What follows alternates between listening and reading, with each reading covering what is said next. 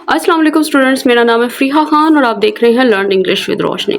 तो आज का जो एडिटोरियल है उसका टाइटल है बांग्लादेश ट्यूमल्ट। ठीक है, इसके टाइटल को ब्रेक करने से पहले, इस एडिटोरियल को रीड करने से पहले मैं ये बता दूं कि ये जो एडिटोरियल है ये मई 30 मतलब आज ही का है। ठीक है, बहुत से स्टूडेंट्स जो हैं वो डेट मस्ट पूछते हैं, तो ये सब उन्हीं के लिए है। तो इसका टाइटल है बांग्लादेश ट्यूमल्ट। देखो, ट्यूमल्ट क्या चीज़ होती है। ट्यूमल्ट का मतलब होता है अफरा तफरी, या आप ये समझ लो ऐसी सूरत हाल जिसमें सिर्फ हंगामा हो, जिसमें सिर्फ शोर शराबा हो, बेतरतीबी हो, वो कहलाती है ट्यूमल्ट। देखो, ट्यूमल्ट जो है वो नाउन है और इस टाइटल में वो किस चीज़ को कन्वे कर रहा है, वो इस आइडिया को कन्वे कर रहा है कि बांग्लादेश के अंदर ट्यूमल्ट जो है वो जारी है। मतलब वहाँ पे शोर शराबा है, वहाँ पे हंगामा चल रहा है, वहाँ पे एक इंस्टेबिलिटी है। ठीक है, इतनी हमें समझ आ गई है जस्ट एडिटोरियल के टाइटल को रीड करने से। अब एक चीज़ नोट करो, ये जो ट्यूमल्ट होता है ना, ये नाउन है। इसकी जो एडजेक्टिव फॉर्म होती है वो कहलाती है ट्यूमल्चुअस। ट्यूमल्चुअस ये इसकी एडजेक्टिव फॉर्म होती है। तो इसका मतलब क्या होता है? इसका मतलब भी वही होता है कि एक ऐसी चीज़ जो अफरा तफरी से भरी हुई हो, जो शोर शराबे से भरपूर हो, जो हंगामे वाली हो। तो ये हो गई इसकी नाउन फॉर्म, ये हो गई इसकी एडजेक्टिव फॉर्म। तो अब इसका एडिटोरियल का टाइटल तो हमने देख लिया, जिससे हमें समझ आ गया है कि ये किस चीज़ को डिस्कस करने वाला है। अब मैं इसकी थोड़ी सी समरी दे देती हूँ ताकि आपको फर्दर आइडिया हो जाए इस चीज़ में। देखो, इस एडिटोरियल में वो बात कर रहा है कि बांग्लादेश के अंदर जो पॉलिटिकल सिचुएशन है वो बिल्कुल अनस्टेबल है। और ये कब से हुई है? ये उस वक़्त से हुई है जब से शेख हसीना की जो गवर्नमेंट है वो गिरी है। तो इस वक्त बांग्लादेश के अंदर कौन सी गवर्नमेंट है? इसके अंदर इंटरिम गवर्नमेंट है, मतलब टेम्पोरेरी गवर्नमेंट है। जिसको चला कौन रहा है? जिसको चला रहे हैं मोहम्मद यूनस। अब वो जो मोहम्मद यूनस है ना, वो बहुत सारे चैलेंजेस को फेस कर रहे हैं, बहुत सारी मुश्किलात का सामना कर रहे हैं। अब इस एडिटोरियल में राइटर बताएगा कि वो चैलेंजेस कौन कौन से हैं और वो किस वजह से निकल कर सामने आए हैं, और एंड पे वो कुछ अपने ओपिनियंस देगा कि किस तरह से इस सूरत हाल को बेहतर बनाया जा सकता है। तो चलें अब इस क्लास को स्टार्ट करते हैं। इसको मैं जूम कर लूँ, बट स्टार्ट करने से पहले हर स्टूडेंट से मेरी रिक्वेस्ट है, प्लीज़ इस चैनल को सब्सक्राइब करें, इस वीडियो को लाइक करें और ज़्यादा से ज़्यादा शेयर करें। अब वो कह रहा है रेवोल्यूशन एंड अपहीवल्स। देखो, रेवोल्यूशन का मतलब क्या होता है? इसका मतलब होता है इनकलाब। और अपहीवल्स का मतलब क्या है? इसका मतलब है कि ये जो हंगामा है, ये जो उलट पुलट है, ये जो डिसरप्शन है सोसाइटी के अंदर, कहता आर मैसी थिंग्स। कहता ये जो चीज़ें हैं ये बहुत ही मैसी थिंग्स हैं, मतलब ये बहुत ही कॉम्प्लिकेटेड हैं और बहुत डिफ़िकल्ट हैं मैनेज करने के लिए, मतलब पेचीदा हैं। कहता एंड अनलेस, और कहता अगर नहीं। अच्छा, क्या नहीं? कहता प्रोपोनेंट्स। कहता ये जो प्रोपोनेंट्स हैं, जो सपोर्टर्स हैं, जो हिमायत करने वाले हैं, जो तरफदार हैं, किसके? कहता ऑफ द न्यू ऑर्डर, एक नए ऑर्डर के, एक नए निज़ाम के। कहता है वो रखते हैं अ सॉलिड प्लान, एक सॉलिड मंसूबे को, मतलब एक ऐसा मंसूबा, एक ऐसा प्लान जो कि वेल थॉट है, मतलब जो सोचा समझा है। अच्छा, किस चीज़ के लिए? कहता टू रिप्लेस करने के लिए, बदलने के लिए। किसको? द ओल्ड ऑर्डर, जो पुराना निज़ाम है उसको बदलने के लिए। कहता ट्रांजिशंस कैन बी क्योटिक। कहता जो तब्दीलियां हैं वो क्योटिक हो सकती हैं। क्योटिक का मतलब क्या? मतलब डिसऑर्डर वाली, तबाही वाली, एंड ब्लडी, मतलब वायलेंस वाली। अच्छा, अब यहाँ से यहाँ तक हमारा सेंटेंस बना हुआ है। इसमें इसने एक कंडीशन भी यूज़ की है। अब इस सेंटेंस में वो क्या कह रहा है, पहले उस चीज़ को समझते हैं, फिर इसकी वोकैब को चेक करेंगे। देखो वो कह रहा है कि जो गवर्नमेंट है उसमें बहुत बड़ी तब्दीलियां आ रही हैं, ठीक है, सोसाइटी में बहुत बड़ी तब्दीलियां आ रही हैं, लेकिन वो कहता है ये जो रेवोल्यूशंस होती हैं, जो तब्दीलियां होती हैं, जो अपहीवल्स होती हैं, कहता ये बहुत ही मैसी होती हैं, इनको डील करना ना बहुत मुश्किल होता है। कहता अनलेस, अब कंडीशन लगा के कह रहा है, कहता अगर नहीं, कहता जब तक नहीं, जब तक ये जो तरफदार लोग हैं ना जो इस नए ऑर्डर को लाना चाहते हैं, कहता जब तक उनके पास एक सॉलिड प्लान ना हो, एक सोची समझी स्ट्रेटजी ना हो, प्लान ना हो, मंसूबा ना हो रिप्लेस करने के लिए, बदलने के लिए पुराने निज़ाम को, कहता जो तब्दीलियां हैं वो क्योटिक हो सकती हैं, वो वायलेंस भरी हो सकती हैं। तो वो ये बात कर रहा है इन लाइन्स में। अब इसकी वो कैप चेक करते हैं, फिर मैं आपको ये अनलेस और अनटिल के दरमियान में जो डिफरेंस होता है ये भी एक्सप्लेन करती हूँ। अच्छा देखो, रेवोल्यूशंस का मतलब क्या होता है? देखो इसका मतलब होता है, मतलब बगावत, आप ये समझ लो, आप समझ लो कि हुकूमत के खिलाफ जाना या कुछ करना।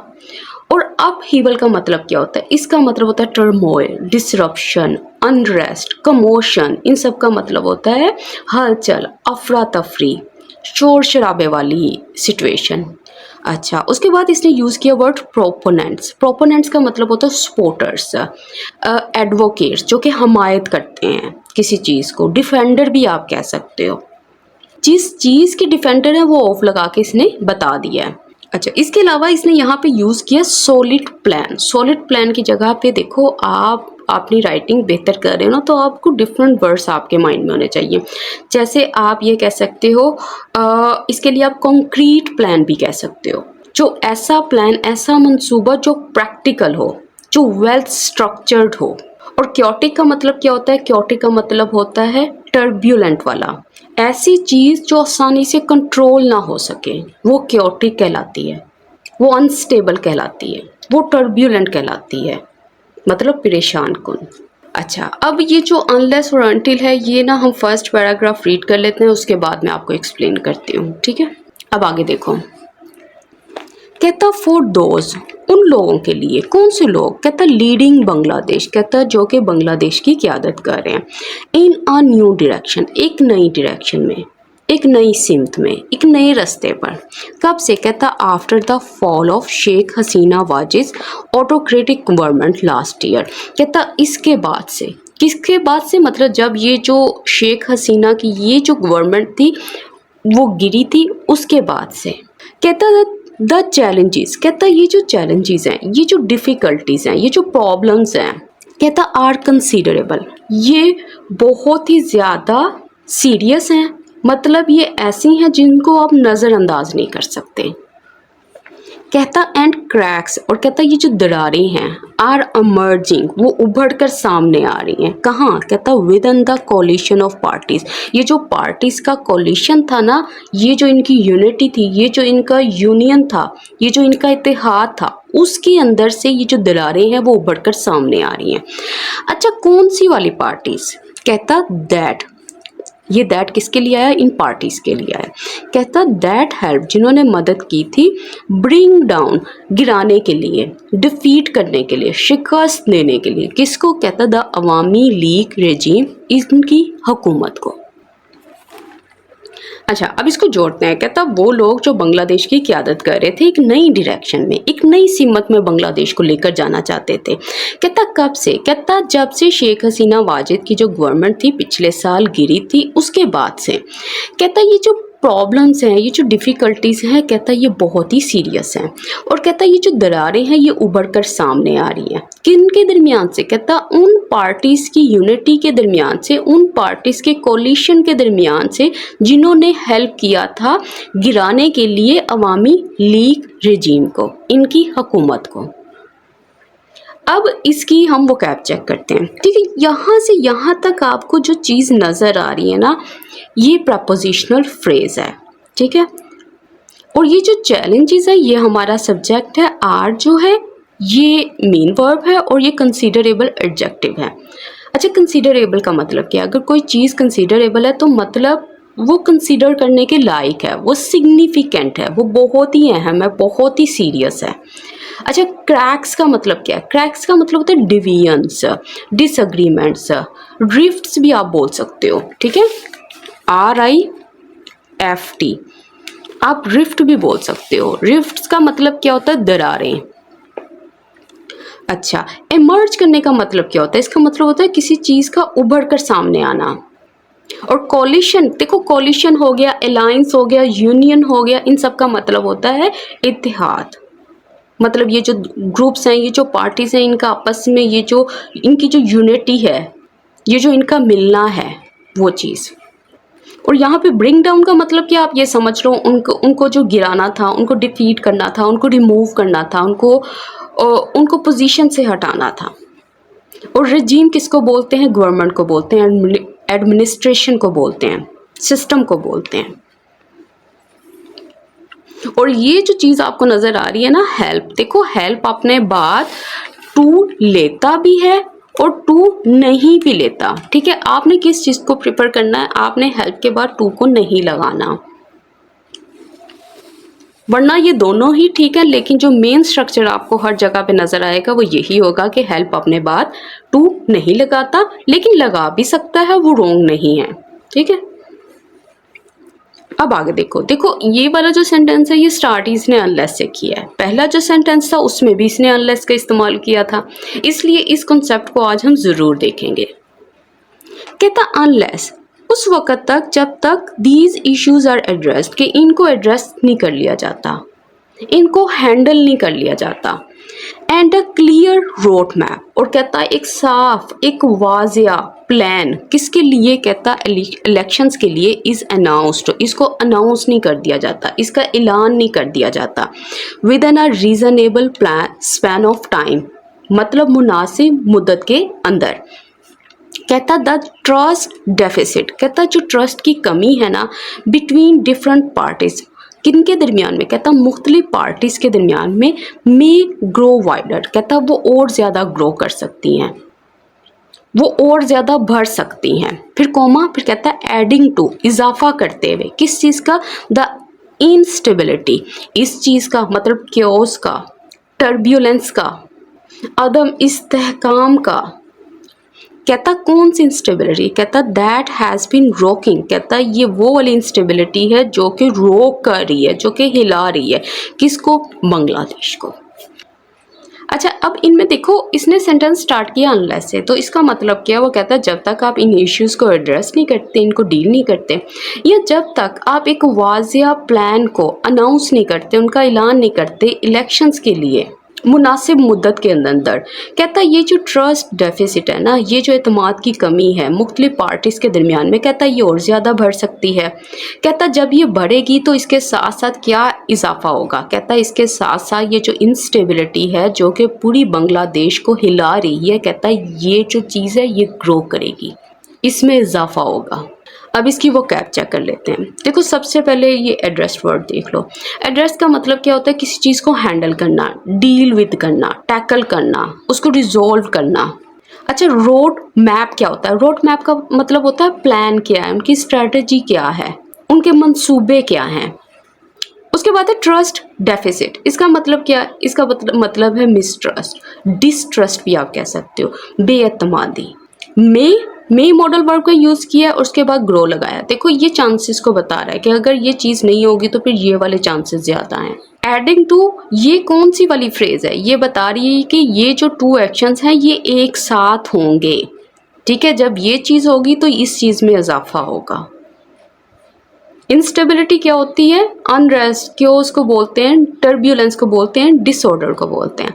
और इसके अलावा अच्छा, ये जो हैज़ बीन और ये रॉकिंग नज़र आ रहा है, ये क्या? ये प्रेजेंट परफेक्ट कंटिन्यूस का स्ट्रक्चर लगा हुआ है, जो कि ये बता रहा है कि पास्ट में भी बांग्लादेश को रोक कर रहा था, अभी भी रोक कर रहा है, अभी भी इसको हिलाया हुआ है इसने। आप ये समझ रहे हो रॉक को, रॉकिंग मतलब ट्रबलिंग, डिस्टर्बिंग, वो डिस्टर्ब कर रहा है बांग्लादेश को। अब आगे देखते हैं। कहता देयर वर र्यूमर्स, कहता वहाँ पे कुछ अफवाहें भी थी। कब? कहता फ्यू डेज अगो, मतलब कुछ दिन पहले दैट ये कि मोहम्मद यूनुस कौन, द नोबेल लॉरिएट कहता जो नोबेल प्राइज विनर हैं, हु इज़ हेडिंग कहता जो कि क़यादत कर रहे हैं बांग्लादेश इंटरिम सेटअप, इसके कौन सा सेटअप है, टेम्पोरेरी सेटअप, कहता वॉज कंसीडरिंग रिजाइनिंग कहता वो कंसीडर कर रहे थे, वो सोच रहे थे किस चीज़ के बारे में, कहता रिजाइनिंग के बारे में, इस्तीफ़ा देने के बारे में। तो अब यहाँ से यहाँ तक हमारा सेंटेंस बना हुआ है। अच्छा, अब इस सेंटेंस में वो क्या कह रहा है, देखो वो कह रहा है कि ऐसे र्यूमर्स थे, ऐसी अफवाहें थी कि कुछ दिन पहले कि जो मोहम्मद यूनुस हैं जो कि नोबेल प्राइज़ विनर हैं, जो कि बांग्लादेश की ये जो टेम्पोरेरी सेटअप है इसको हेड कर रहे हैं, इसको चला रहे हैं, कहता वो सोच रहे थे रिज़ाइन करने के बारे में, इस्तीफ़ा देने के बारे में। अच्छा, र्यूमर्स के लिए आप कह सकते हो हियर से भी एक वर्ड होता है जिसका मतलब होता है सुनी सुनाई बातें, और एक वर्ड होता है स्पेक्यूलेशन जिसका मतलब होता है अंदाजे, तुक्के लगाना, ठीक है। अच्छा, लॉरिएट का मतलब क्या होता है, इसका मतलब है अवार्ड विनर, मतलब उनको नोबेल अवार्ड दिया गया था। हेड करने का मतलब क्या, लीड करना, डायरेक्ट करना, और रिज़ाइन करने का मतलब क्या होता है, क्विट करना। अच्छा, अब ये जो रिज़ाइनिंग वर्ड इसमें यूज़ किया ना, इससे मुझे एक ईडियम याद आया, मैं वो आपको बता दूँ। देखो इसके लिए ईडियम होता है थ्रो इन द टावल, इसका मतलब होता है हार मान लेना या रिज़ाइन कर देना, ठीक है, थ्रो इन द टावल।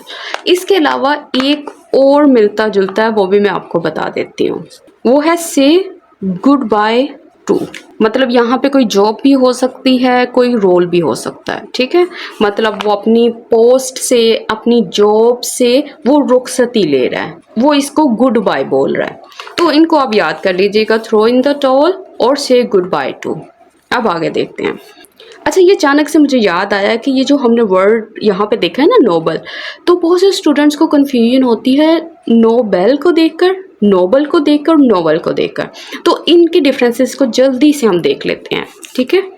देखो जो नोबेल होता है ना, ये उस इंसान को कहा जाता है जो बहुत ही शरीफ हो, जो अच्छी सोच वाला हो, जो ख़ानदानी हो, उसके लिए आप यूज़ करोगे नोबेल पर्सन।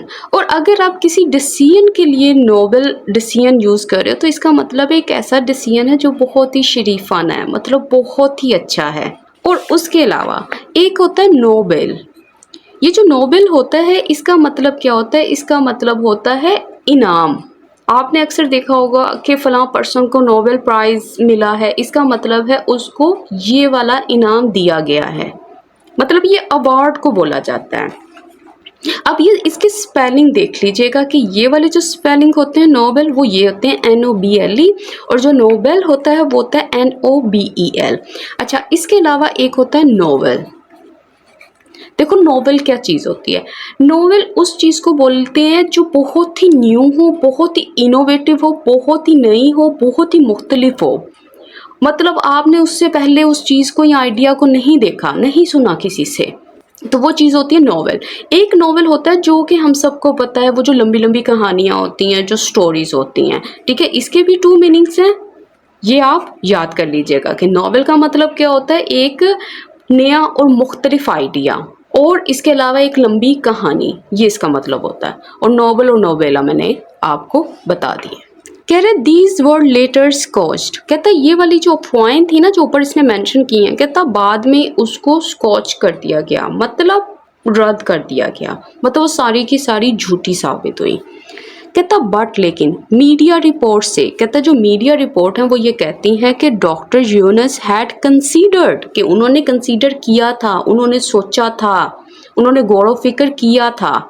अच्छा, किस चीज़ के बारे में, कहता लीविंग, छोड़ने के बारे में, किस चीज़ को, हिज पोस्ट, उनकी पोस्ट को, बिकॉज ऑफ, क्यों, किस वजह से, कहता प्रेशर की वजह से, ऑन हिम, जो कि उनके ऊपर था, from various factions, different group से, मतलब जो डिफरेंट ग्रुप्स का इनके ऊपर प्रेशर था, वो रीज़न था कि उन्होंने ऐसा गौर फिक्र किया था, ऐसा सोचा था कि मैं रिज़ाइन कर दूं। अब ये डिफरेंट ग्रुप से इनके ऊपर प्रेशर क्यों था, देखो ये जो डिफरेंट ग्रुप्स थे ना, इनके डिफरेंट ओपिनियंस थे, इनकी अपनी अपनी राय थी चीज़ों को लेकर। तो जब डिफरेंट ओपिनियंस हैं तो इसका मतलब है कि वहाँ पे कॉन्फ्लिक्ट हो सकता है, तो यही रीज़न था कि वो ऐसा सोच रहे थे। अब इसकी वो कैप चेक कर लेते हैं। देखो स्कॉच का मतलब क्या होता है, इसका मतलब होता है डिनाई कर देना, कैंसिल कर देना, डिसमिस कर देना, नज़रअंदाज कर देना। देखो आज इसने यूज़ किया because of, owing to, due to, इन सब का मतलब होता है इसकी वजह से। फैक्शन किसको बोलते हैं, देखो फैक्शन बोलते हैं ग्रुप को, पार्टीज को। कहता it has also been reported, कहता ऐसी भी रिपोर्ट की गई थी, मतलब ये भी रिपोर्ट हुआ था क्या, दैट ये कि there has been increased civil military friction, कि वहाँ पे क्या हुआ था, वहाँ पे बहुत ही ज़्यादा सिविल मिलिट्री फ्रिक्शन हुई थी, मतलब ऐसा इख्तिलाफ हुआ था या ऐसा तनाव आया था, ऐसी टेंशन पैदा हुई थी। और वो फ्रिक्शन जो थी, वो टेंशन जो थी, वो किससे रिलेटेड थी, वो सिविलियन से रिलेटेड थी और मिलिट्री से रिलेटेड थी, मतलब अवाम और फौज के दरमियान में। ठीक है, सिंपल सेंटेंस बना हुआ है। अच्छा, फ्रिक्शन किस चीज़ को बोलते हैं, फ्रिक्शन बोलते हैं टेंशन को, कॉन्फ्लिक्ट को। आप इसके लिए एक और वर्ड यूज़ होता है स्ट्रेन, स्ट्रेन का मतलब होता है दबाव, प्रेशर वाली जो सिचुएशन होती है उसको बोलते हैं। अब आगे देखो, कहता परहैप्स शायद at the heart of the instability, कहता शायद ये जो मरकज़ है ना, ये जो असल वजह है किसकी, इंस्टेबिलिटी की, अदम इस्तेहकाम की, ये जो बेचैनी सी बनी हुई है, ये जो ऐसी सिचुएशन है जो बिल्कुल डिस्टर्ब्ड है, जो शेकी है। कहता is the debate over the election date, कहता वो किस चीज़ के ऊपर है, कहता असल में वो बहस है इलेक्शन डेट के ऊपर। मतलब ये जितनी इंस्टेबिलिटी आपको नज़र आ रही है उसका रीज़न क्या है, इलेक्शन डेट। मतलब वहाँ पे डिफरेंट पार्टीज़ की बात की थी, तो डिफरेंट पार्टीज़ जो हैं उनके अपने ओपिनियंस हैं, उन सब के अंदर डिसएग्रीमेंट है, किसको लेकर, इलेक्शन डेट को लेकर। तो वो ये बात असल में कह रहा है। अब इसकी वो कैप देख लेते हैं। अच्छा, इसने डिबेट वर्ड यूज़ किया ना, इसके लिए आप ये भी कह सकते हो कंट्रोवर्सी, डिस्प्यूट भी आप बोल सकते हो, लेकिन कंट्रोवर्सी वर्ड भी बहुत ज़्यादा यूज़ होता है। ठीक है। अच्छा, अब इसने यहाँ पे ये जो फ्रेज यूज़ किया ना, एट द हार्ट ऑफ, देखो एट द हार्ट ऑफ का मतलब है कि असल वजह, मेन कॉज ऑफ समथिंग, किसी चीज़ की जो असल वजह है ना वो ये है। तो इस फ्रेज को भी आप नोट कर लें। कहता डॉक्टर यूनस हैज सेड, कहता वो कह चुके हैं, क्या कहा है उन्होंने, कहता पोल्स विल बी हेल्ड, ये जो इलेक्शंस हैं वो रखे जाएंगे बिटवीन किसके दरमियान में, कहता दिसंबर एंड जुलाई 2026, इनके दरमियान में। कहता वाइल, जबकि, अब ये जो वाइल है अब ये कंट्रास्ट शो कर रहा है यहाँ पे। कहता द BNP, कौन सी BNP, कहता one of the countries largest parties, जो मुल्क की बड़ी बड़ी लार्जेस्ट पार्टीज हैं उनमें से जो एक है, एक की बात कर रहा है। कहता इंसिस्ट, उसने जोर दिया है, elections should be held, elections को रखा जाना चाहिए by the end of this year, इस साल के एंड तक, मतलब इस साल के आखिर तक। तो ये चीज़ें जो हैं, देखो अब आहिस्ता आहिस्ता वो इन चीज़ों को ओपन कर रहा है। पहले उसने बात की कि अच्छा ऐसा डिसएग्रीमेंट है, पार्टीज़ जो हैं उनके दरमियान में दरारें आ रही हैं, फिर आगे जा के उसने मेंशन किया है कि रीज़न क्या हो सकता है, इलेक्शन डेट हो सकती है। फिर आगे उसने बताया है कि कौन सी पार्टी जो है वो क्या बात कर रही है, वो ये यहाँ पे इसने मेंशन किया हुआ है। अब इसकी वो कैप देख लेते हैं। पोल्स का मतलब क्या होता है, इलेक्शंस। ठीक है, वोटिंग जो है। इंसिस्ट करने का मतलब होता है असर्ट करना, जोर देना, जोर से कहना। हेल्ड करना मतलब कंडक्ट करना, उसको ऑर्गेनाइज करो, उसको कैरी आउट करो, उसको प्लान करो। देखो अब कह रहे हैं द पावरफुल आर्मी, अब इनकी भी बात आ गई। इसने ऊपर कॉन्फ्लिक्ट की बात की थी ना, सिविल मिलिट्री कॉन्फ्लिक्ट। अब आगे भी देखो, कहता है ये जो पावरफुल आर्मी है, ऑल्सो रिपोर्टेडली, कहता है ऐसी रिपोर्ट आई है, वॉन्ट्स, वो चाहती है, पोल्स बाय दिसंबर, वो चाहती है दिसंबर तक जो है ये इलेक्शंस हो जाएं।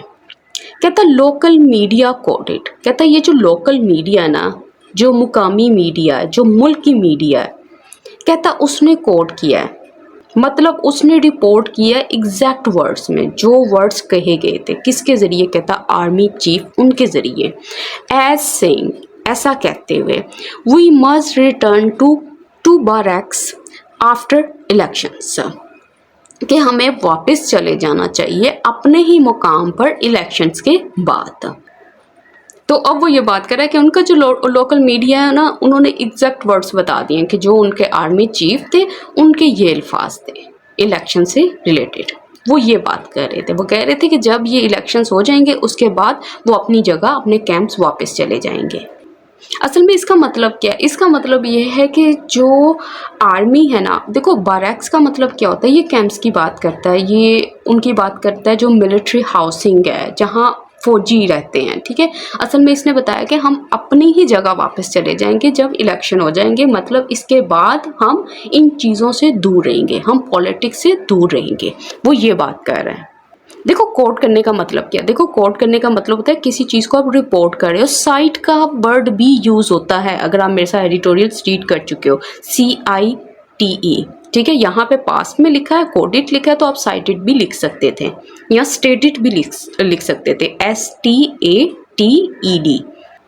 अच्छा, और इसमें कोई देखने वाला नहीं, आगे देखते हैं। अच्छा, अब 1 पैराग्राफ कंप्लीट हो गया, हम जल्दी से अनटिल और अनलेस वाले कॉन्सेप्ट को भी देख लेते हैं। अच्छा, अब इस चीज़ को देखो, एक होता है अनलेस और एक होता है अनटिल। सबसे पहली बात, इनके साथ कभी भी आपने नोट का इस्तेमाल नहीं करना, इनके साथ नोट का इस्तेमाल नहीं होता। अच्छा, अब इनका स्ट्रक्चर क्या होता है? इसमें ये होता है कि एक क्लॉज जो होती है वो अनलेस से जुड़ी हुई होती है और फिर उसके बाद दूसरा सेंटेंस होता है। लेकिन जो अनलेस होती है ना, वो कंडीशंस की बात करती है। इसका मतलब होता है अगर नहीं, इसमें ना एक कंडीशन छुपी होती है, ये एक्शन ओरिएंटेड होती है, मतलब इसमें कोई ना कोई काम होता है, ये काम की बात करता है। जैसे यू कांट सक्सीड, तुम कामयाब नहीं हो सकते अनलेस यू वर्क हार्ड, जब तक तुम ये एक्शन नहीं करोगे ना तुम कामयाब नहीं हो सकते। और यहाँ पे एक्शन किस चीज़ का? वर्क हार्ड का। उसके बाद यू विल फेल, तुम नाकाम हो जाओगे अनलेस यू स्टडी, अगर तुम स्टडी नहीं करते, अगर तुम ये एक्शन नहीं करते तुम फेल हो जाओगे। ये जो मैं अपने ट्रांसलेशन में नहीं का वर्ड यूज़ कर रही हूँ ना, तो ये चीज़ मैं बता दूँ, अनलेस और अनटिल के अंदर ही नहीं का मीनिंग छुपा होता है। इनको हम ट्रांसलेट ही ऐसे करते हैं कि जब तक तुम मेहनत नहीं करते या जब तक तुम स्टडी नहीं करते तो ये चीज़ें होंगी।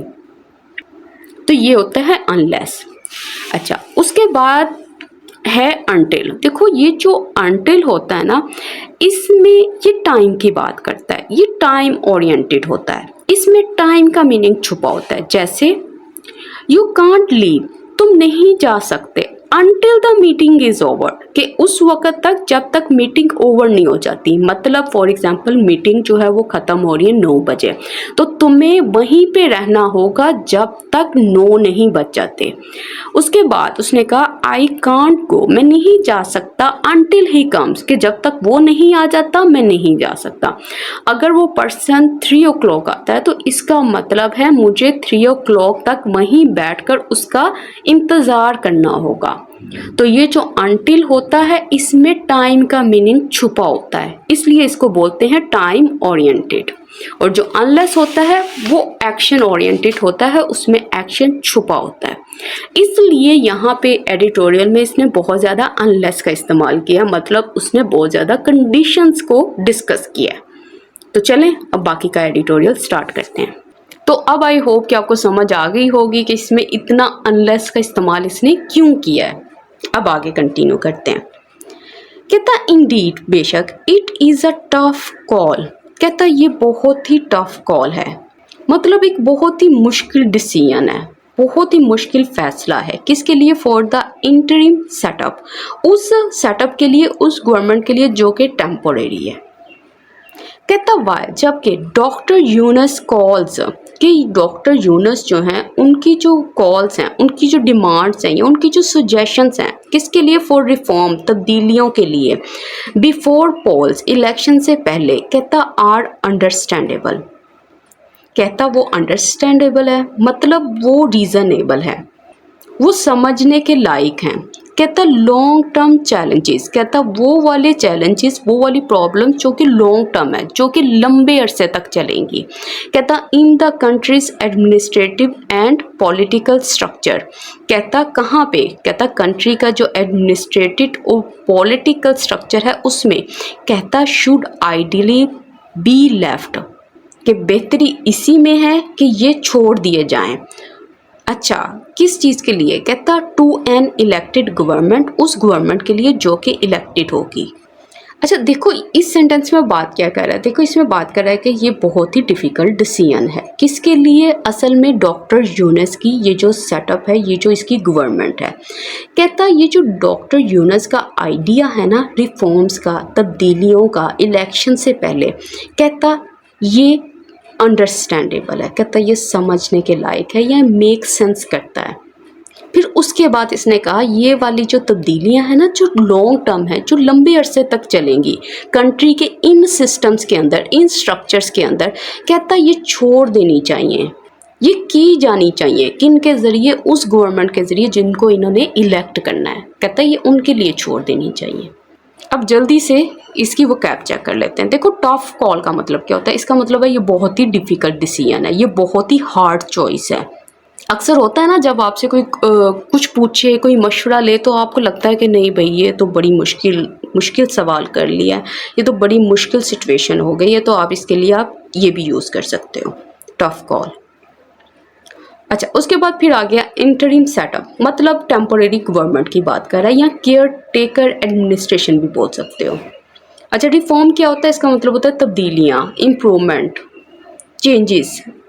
अच्छा एडमिनिस्ट्रेटिव स्ट्रक्चर और पॉलिटिकल स्ट्रक्चर। एडमिनिस्ट्रेटिव स्ट्रक्चर का मतलब क्या है कि ये जो इंतज़ामी निज़ाम है, मतलब जिस तरीके से ये जो मुल्क है ये चलता है, जो ब्यूरोक्रेटिक सिस्टम है, जो सिविल फ्रेमवर्क है। और पॉलिटिकल स्ट्रक्चर मतलब सबको पता है। कहता एंड वाइल, जबकि डिमांड्स, कहता जो डिमांड्स है ना फॉर जस्टिस, इंसाफ के लिए जो डिमांड्स हैं, जो इंसाफ के लिए ये जो मांगे हैं, जो मुतालबे हैं, फॉर दोज उन लोगों के लिए हु वर अलेजिडली टॉर्चर, कहता जिनके बारे में ऐसा कहा जाता है जिनको टॉर्चर किया गया था और किल्ड और मारा गया था बाय द प्रीवियस गवर्नमेंट, पिछली गवर्नमेंट के ज़रिए, कहता आर ऑल्सो जस्टिफाइड, कहता ये भी दुरुस्त हैं, ये भी जायज़ हैं। कहता द लीगल प्रोसेस, कहता ये जो लीगल कानूनी अमल है, ये जो अदालती तरीक़ाकार है, कहता शुड कंटिन्यू, इसको जारी रखना चाहिए, इन टेंडम विद, किसके साथ, मतलब किसके साथ साथ, कहता प्रेपरेशंस, तैयारी के साथ, किस चीज़ के लिए, कहता फॉर पोल्स के लिए। देखो अब ना थोड़ा जब ये सॉल्यूशंस बता रहा है ना, जब ये ओपिनियंस रख रहा है अपने राइटर, तो ये जो एडिटोरियल है ये थोड़ा टफ होता जा रहा है, ठीक है। जैसे पिछला सेंटेंस था, उससे पिछला सेंटेंस था, वो भी मैंने आपको एक्सप्लेन किया। अब ये वाली जो चीज़ है इसको मैं एक्सप्लेन करती हूँ कि वो असल में कह क्या रहा है।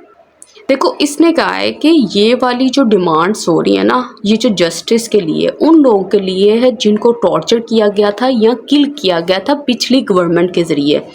कहता ये बिल्कुल ठीक है, ये बिल्कुल सही है ये वाली डिमांड्स।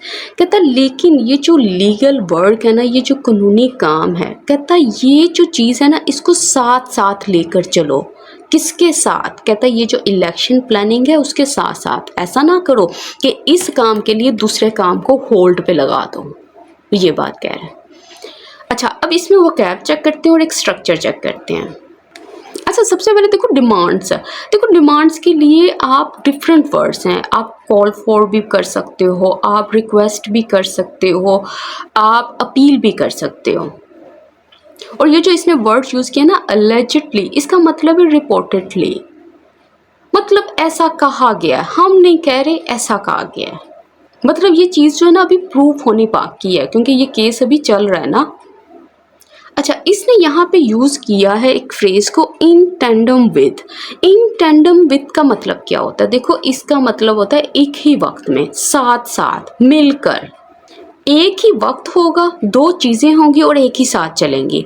देखो ये जो टेंडम वर्ड है ना, आपने अक्सर देखा होगा एक साइकिल को, जिसको बोलते हैं टेंडम साइकिल, उसका पिक्चर जो है ना मैं ऊपर डाल दूंगी। देखो टेंडम साइकिल में क्या होता है, उसमें एक ही साइकिल होती है लेकिन 2 सीट्स बनी होती हैं, 2 पर्सन बैठे होते हैं उसके ऊपर और वो साइकिल को चला रहे होते हैं। मतलब एक टाइम पे जो उसको मूव कर रहा होता है पैडल को, दूसरा भी उसी डायरेक्शन में उसको मूव कर रहा होता है। तो इन टेंडम विद जो है ना वो वहीं से निकला है। ये जो टेंडम बाइसिकल है इसकी पिक्चर मैं ऊपर लगा दूंगी। अच्छा, अब वो क्या कह रहा है, कहता ऑल, सारे के सारे बांग्लादेश पॉलिटिकल पार्टीज, कहता इनकी जितनी भी सारी की सारी सियासी पार्टीज हैं एंड फैक्शंस, ग्रुप हैं, कहता शुड मॉडल वर्ब आ गया, मतलब वो कह रहा है ऐसा इनको करना चाहिए। अच्छा, क्या करना चाहिए, देयरफॉर, कहता इसलिए जॉइंटली, मतलब मिलकर।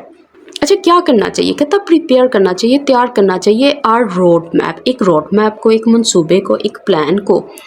कहता कौन सा रोड मैप, कहता एक्सेप्टेबल टू ऑल, कहता जो सबके लिए एक्सेप्टेबल हो, जो सबको मंजूर हो। अच्छा, किस लिए, टू एंश्योर, पक्का करने के लिए, a free and fair democratic transition. अच्छा, किस चीज़ को पक्का करने के लिए, कहता एक ऐसी तब्दीली को जो कि डेमोक्रेटिक होगी, मतलब जो कि जमहूरी होगी, और कैसी होगी, कहता फ्री भी होगी, मतलब आज़ाद भी होगी, और फेयर भी होगी, मतलब इंसाफ पर मबनी भी होगी। तो अब यहाँ से यहाँ तक हमारा सेंटेंस बना हुआ है, और इसमें यही कहा है कि अब जितने पॉलिटिकल पार्टीज हैं, जितने फैक्शंस हैं, जितने ग्रुप्स हैं बांग्लादेश में, उन सबको मिलकर काम करना चाहिए ताकि वो एक ऐसा रोड मैप तैयार कर सके, एक ऐसा प्लान तैयार कर सके जिसपे सारी पार्टीज जो है ना, जितनी पार्टीज वो सारी अग्री करें, ताकि वो इस ट्रांजिशन को, इस चेंज को पक्का कर सकें। अब इसकी वो कैप चेक करते हैं। और ये जो ट्रांजिशन है, इसका मतलब क्या होता है, चेंज। इसको पावर ट्रांसफ़र भी बोलते हैं, मतलब ये जो इख्तियारात है उसका बदलना, मतलब एक हुकूमत से दूसरी हुकूमत को देना। कहता अनाउंसिंग, ऐलान करना, अ टेंटेटिव इलेक्शन डेट, एक ऐसी इलेक्शन डेट को जो कि टेंटेटिव होगी, मतलब जो कि टेम्पोरेरी होगी, मतलब फाइनल नहीं होगी। वुड रिमूव, कहता वो रिमूव कर देगी, वो हटा देगी, मच ऑफ द अनसर्टेनिटी, मतलब बहुत सारी ये जो अनसर्टेनिटी है, ये जो डाउट है, ये जो कन्फ्यूजन है, ये जो उलझन है, इसको हटा देगी काफ़ी हद तक।